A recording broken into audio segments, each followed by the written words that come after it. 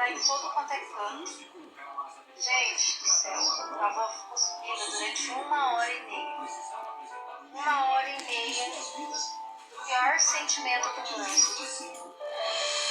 Vocês não têm noção. Ela abriu a porta de casa, ela saiu sem rumo, né? Porque a gente não sabe.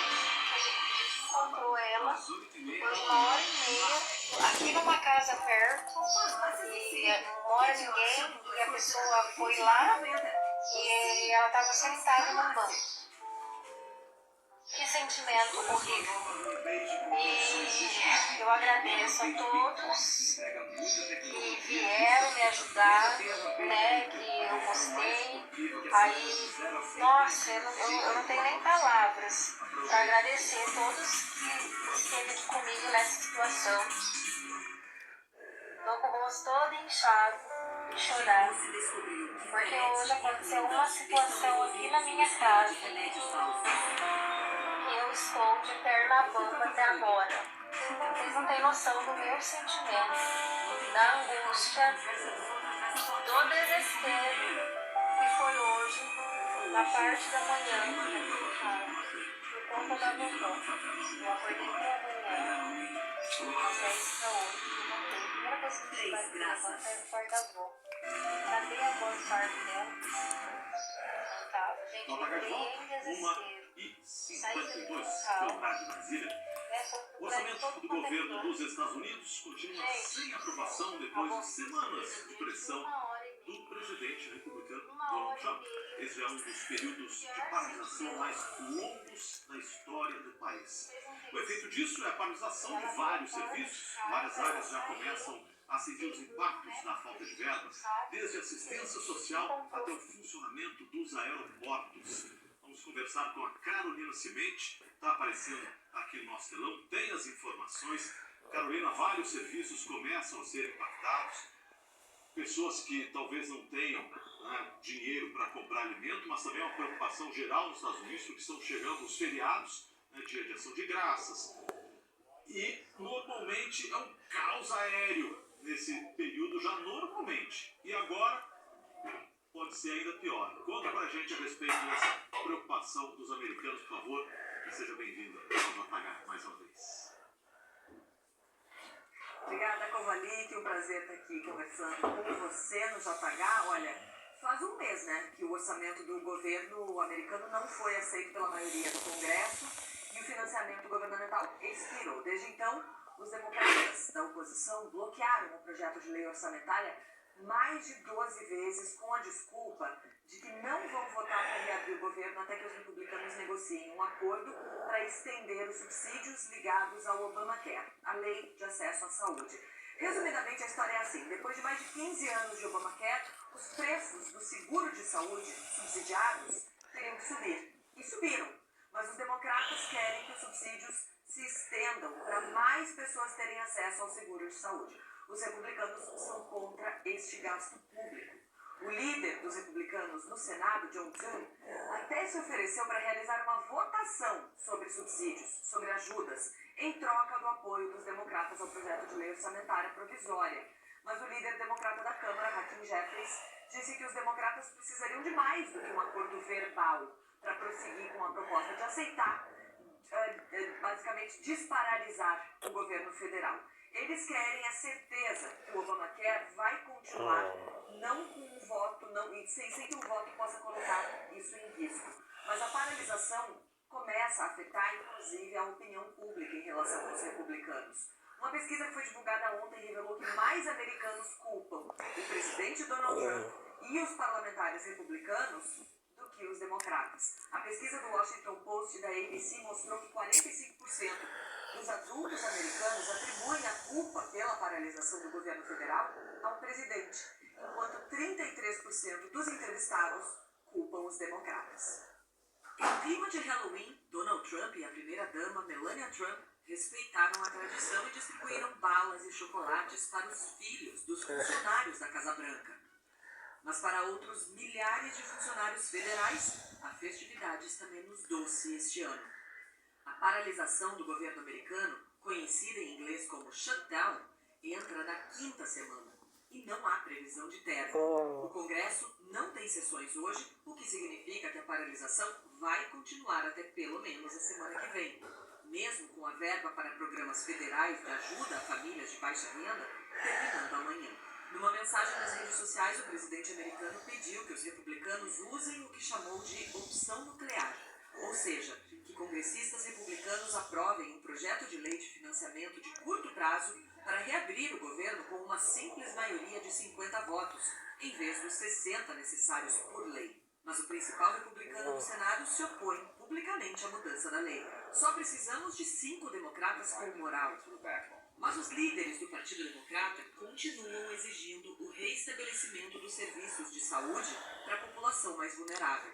O povo americano entende que existe uma crise na saúde pública causada pelos republicanos. Entendendo ou não sobre a disputa fiscal, a partir de amanhã milhões de americanos podem parar de receber o auxílio alimentar federal. Milhares de soldados podem ter que trabalhar sem receber salário. E milhões de americanos podem ficar sem subsídio para aquecimento enquanto as temperaturas caem com a proximidade do inverno. Mais de 40 milhões de pessoas nos Estados Unidos utilizam, por exemplo, o Programa de Assistência Nutricional Suplementar, que distribui vouchers para a compra de alimentos. O programa tinha fundos suficientes para sobreviver às primeiras 4 semanas da paralisação, mas o governo Trump afirmou que o dinheiro acaba em 1º de novembro. A partir de sábado, o auxílio será suspenso pela primeira vez na história. Nenhum presidente jamais interrompeu o fluxo desses fundos, lembrou o líder dos democratas no Senado, Chuck Schumer. E o caos da paralisação pode começar a afetar também os aeroportos. O governo alertou que pode haver um colapso das viagens aéreas em novembro, à medida que controladores de tráfego aéreo deixem de receber novos pagamentos e o país entre na movimentada temporada de festas de fim de ano. O alto comissário da ONU para Direitos Humanos condenou os ataques que os Estados Unidos têm feito a barcos na América Latina. Num comunicado, Volker Turk afirmou que esses ataques são inaceitáveis e uma violação do direito internacional dos direitos humanos. Ele disse ainda que os Estados Unidos devem interromper essas ações e tomar todas as medidas necessárias para impedir a execução extrajudicial de pessoas a bordo desses barcos, independente da conduta criminosa alegada contra elas. Desde setembro, as operações militares americanas já mataram 61 pessoas em ataques a barcos no Caribe e no Pacífico. O governo dos Estados Unidos alega que eram de narcotraficantes. O presidente Donald Trump negou hoje que esteja considerando ataques dentro da Venezuela. O exército de Israel informou que mais 2 corpos de reféns que estavam com Hamas foram identificados. Amit Cooper tinha 84 anos, era economista e poeta, foi fundador do kibbutz Nir Oz, um dos que o Hamas atacou no dia 7 de outubro. Os terroristas sequestraram Cooper em casa e foi morto em cativeiro em fevereiro do ano passado. Outro corpo identificado foi de Sahar Baruch, de 25 anos. Ele era um estudante de engenharia, foi morto durante uma tentativa de resgate fracassada das Forças de Defesa de Israel em dezembro de 2023. O grupo terrorista ainda precisa devolver os restos mortais de 11 reféns. A Cruz Vermelha está acompanhando Hamas para localizar em Gaza os corpos que faltam. E a guerra civil no Sudão ganhou mais um capítulo brutal esta semana, depois que rebeldes tomaram a cidade de El Fasher, no oeste do país. Há 3 anos, eles tentam derrubar o governo. Milhares de civis fugiram e há relatos de assassinatos em massa. A última notícia diz que alguns chefes rebeldes foram presos, entre eles Abu Lulu, conhecido como o açougueiro sudanês. Esta semana, os rebeldes das Forças de Apoio Rápido tomaram a cidade de El Fasher, no oeste do Sudão, um dos últimos redutos que ainda eram controlados pelo governo. A ofensiva deixou centenas de mortos e provocou uma onda de pânico entre os civis que tentavam escapar dos combates. Segundo as Nações Unidas, os rebeldes executaram mais de 460 pessoas dentro de um hospital onde se abrigavam famílias inteiras. A alta funcionária da ONU para a África descreveu a cena como simplesmente horrível. O risco de atrocidades em massa, violência com motivação étnica e novas violações do direito internacional humanitário, incluindo violência sexual, permanece alarmantemente grande em todo o país. As imagens que chegam de El Fasher mostram ruas cobertas de destroços, corpos abandonados e equipamentos médicos destruídos.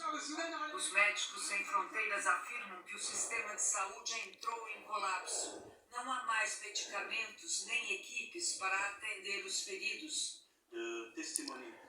O chefe de operações de emergência diz que o relato de violência sexual é um verdadeiro desastre. Só no mês de setembro, a ONG fez o acompanhamento de 200 vítimas. O porta-voz da ONU para Direitos Humanos, Seif Magango, diz que testemunhas confirmam que os rebeldes selecionaram mulheres e meninas e as estupraram sob a mira de armas. Milhares de pessoas caminham dias inteiros pelo deserto tentando chegar a campos de refugiados em Darfur ou no Chad. Muitos não sobrevivem à jornada.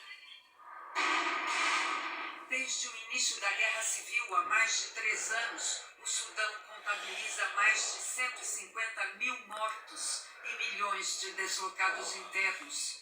A ONU fala em catástrofe humanitária em larga escala, agravada pela fome e pela ausência total de ajuda internacional. Ontem, um representante chinês nas Nações Unidas pediu um cessar-fogo imediato. Disse que a China condena veementemente os ataques das forças de apoio rápido contra civis e a destruição de hospitais e outras instalações. Enquanto isso, alguns países permanecem divididos. Há quem apoie o governo, outros mantêm relações discretas com os rebeldes. No meio desse impasse diplomático, quem continua pagando o preço mais alto é a população civil. E um preço muito alto, que as autoridades da ONU e outros órgãos têm que agir. 150 mil mortos. Fome. E o que estão fazendo, que a Ilse descreveu, o que estão fazendo com as mulheres e meninas. O mundo não pode aceitar isso. De jeito nenhum. Aqui no Brasil, a polícia da Bahia prendeu 4 integrantes da torcida organizada Bamor, do Esporte Clube Bahia. Eles são suspeitos de envolvimento na emboscada contra um diretor da torcida organizada do Cruzeiro Pavilhão Independente em Salvador em setembro. A investigação apontou que 10 integrantes da Bamor atacaram o carro onde o diretor do time rival estava, dispararam tiros, bateram nele e roubaram pertences. Hoje os policiais fizeram buscas na sede da Bamor e apreenderam uma bomba caseira, facas, pedaços de madeira, celulares, notebook, radiocomunicadores e máquinas de cartão. Nós pedimos uma posição à defesa da Bamor, mas não tivemos retorno até o momento. E a gente dá agora outras informações a respeito da operação de terça-feira no Rio e as investigações sobre o crime organizado. As autoridades de segurança informaram hoje que o fluxo de caixa do Comando Vermelho nos complexos do Alemão e da Penha indica a movimentação de 10 toneladas de drogas por mês. Elas são distribuídas para as comunidades sob domínio da facção. O relatório da polícia, que serviu como base para a ação de terça, descreve com detalhes o papel dos criminosos na hierarquia do grupo. Foram mais de 60 homens indiciados e denunciados. O relatório da Delegacia de Repressão a Entorpecentes traz o tripé do Comando Vermelho. A hierarquia no Complexo da Penha é dividida em 4 escalões. O Edgar Alves Andrade, conhecido como Dopa, o Urso, é chefe da Penha e em diversas outras comunidades. Ele é o responsável pelas guerras expansionistas do CV. Tem 269 anotações criminais e 26 mandados de prisão. Está foragido. Ele responde a Marcinho Verbê, que está preso há 29 anos em uma penitenciária federal em Mato Grosso do Sul. Também está no primeiro escalão Pedro Paulo Guedes, conhecido como Pedro Bala. Ele tem 167 anotações criminais e está foragido. No segundo escalão tem os gerentes gerais do Complexo da Penha. No terceiro escalão estão as pessoas que administram as bocas. E o quarto escalão, a base mais inferior da hierarquia, são muitos soldados. Nos altos escalões do Comando Vermelho estão chefes mais violentos, responsáveis por diversos homicídios ocorridos na guerra expansionista da facção. Confrontos que matam criminosos rivais e muitos inocentes. Um dos casos teve repercussão nacional. 4 médicos foram assassinados na orla da praia da Barra da Tijuca, confundidos com milicianos. Naquele momento, o Comando Vermelho disputava com a milícia o controle da comunidade Gardenia Azul, na zona sudoeste do Rio. O relatório da polícia mostra que os traficantes criam grupos em aplicativos de conversas para comunicação entre os integrantes e gestão da facção criminosa. Os chefes emitem ordens de caráter geral sobre a comercialização de drogas para os subordinados, determinam as escalas de plantões em pontos de drogas, em pontos de monitoramento e de contenção, onde fica a segurança armada, também chamam a atenção de seus subordinados. Falam sobre veículos roubados, monitoramento de viaturas policiais, monitoramento de drogas e até sobre a execução de rivais. A partir de informações colhidas pela Polícia Civil, o Ministério Público denunciou outra traficante e detalha também a força da quadrilha com novas tecnologias para monitorar a movimentação da polícia. Nessa troca de mensagens, eles falam sobre a compra de novos drones. O bandido diz: o meu não é noturno, o meu é câmera normal. Nós temos que ter um término, se referindo a um drone capaz de identificar uma pessoa no escuro. O outro responde: a gente tem que se adequar à tecnologia, entendeu? O Comando Vermelho também tem diversas câmeras espalhadas dentro das comunidades, usadas para monitorar a movimentação da polícia.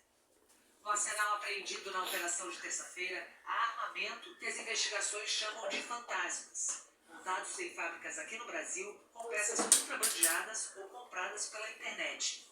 Segundo a polícia, as inscrições encontradas nos fuzis confirmam o processo de nacionalização do Comando Vermelho e também que apelidos escritos no armamento comprovam a presença de traficantes de outros estados buscando abrigo no Rio de Janeiro.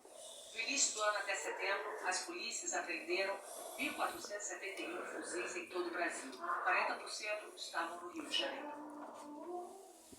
E ainda hoje, há 35 anos, o rei do futebol se despedia dos campos. E a seguir, quem são os pequenos agricultores do Pará que vão fornecer alimentação para os participantes da COP30? 143 delegações já confirmaram presença na cúpula de líderes da COP, que começa na próxima semana. Até já.